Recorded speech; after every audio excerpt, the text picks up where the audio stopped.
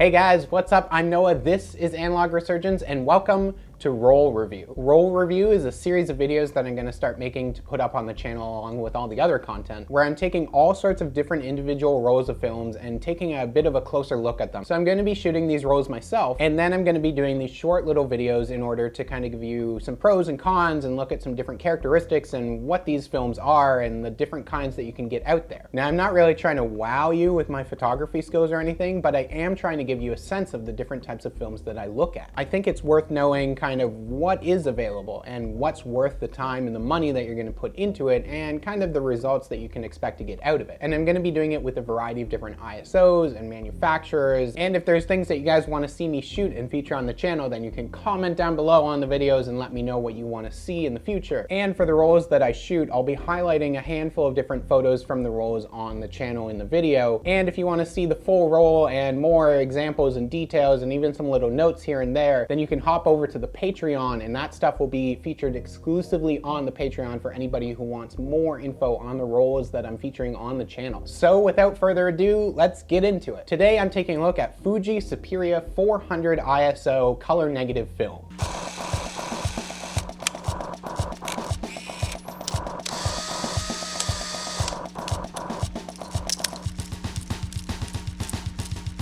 So Superia 400 is a 400 ISO medium speed film that's available in 35mm. And you can get it in 24 exposure or 36 exposure rolls. And 400 ISO is a really easy speed to work with. It's a nice medium speed, so you can get really nice shots that are easy to expose for outside with a ton of light, and even some shots in some bright lit areas inside as well, even if you don't have a flash on your camera. Now, I've shot a roll of Superia 400, so we're gonna take a look at some of the examples. Now, Fuji's film usually tends to lean a little bit more towards the magentas and the greens on a lot of their color negative films. So I decided to try to take advantage of that. So a lot of the shots that I took with this roll of film were more outdoor landscape style shots, because that's the kind of colors that are really going to complement the characteristics of this film. I'm actually pretty happy with the way it produces the greens here, because it gives it a nice vibrant look without being super saturated, but there are some shots definitely where that green does get a little more punchy. Now, the color on this shot looks pretty great as well, and our pavement and our sky kind of looks exactly the way that you want it to. Now, pavement in color photos is always a really solid reference for you to be able to look at in determining kind of how accurate your colors are to how things actually look in real life. Because pavement is always usually a pretty consistent kind of gray color, it's a tone that you can kind of look at and know when it's too red or when it's too blue and kind of see if the color has shifted too much. This shot though is where we can kind of see some of that magenta really seeping into the Superia here. The dirt road and really into the trees is definitely a heavier red than it naturally appears to be. And it is definitely a little bit further off from the kind of browns that you would really expect to see on the trees and the dirt road here. These characteristics are admittedly something that has driven me away from shooting a lot of Fuji's color negative films in the past, because the magenta can quickly kind of become overwhelming in an image, and especially on things like Caucasian skin tones, it's gonna give you some really reddish, kind of unnatural looking stuff. Now, because Superia 400 is a color negative film, it does look pretty good if you overexpose it just a little bit. So the majority of my roll was exposed at 400 ISO, which is the box speed of the film. But going over by even one stop and exposing it as a 200 ISO film, you can kind of get a little bit above some of that color shifts, and you can still pull out a lot of that detail in the highlighted areas like in the sky. Now, as soon as you begin to kind of underexpose your shots though, it does start to get a lot of green coming into the images, and you're just going to get a lot of colors that are starting to shift towards that greener side of things. So especially on a shot like this, the underexposure can be seen here in the shadows, and that's really where you start to get a lot of green immediately. It also doesn't do much to help the magenta either, and overall just underexposing Superia really pronounces kind of those color shifts and just like a loss of detail. Now, that's also a characteristic that you really want to keep in mind, especially if you're photographing people with darker skin tones. Underexposing when you're shooting subjects like that is going to result in those skin tones leaning more towards the green, sickly side of things. So overall, I don't mind Superia 400. It's definitely not my favorite type of film, and it's definitely something that I